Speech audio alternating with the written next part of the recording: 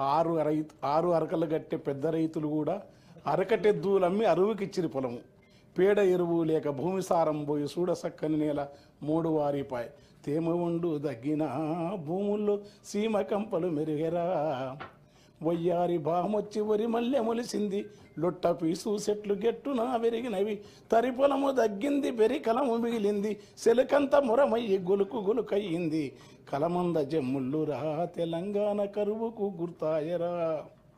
గుక్కిచ్చి గుక్కిచ్చి bore దుంకుతుంటే ఒక్కటన్నా మడి సిక్కగా దడవదు.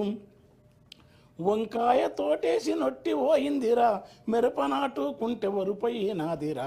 నాసుపచ్చని బావులా తెలంగాణ నా పరాళ్ళు దేలేరా.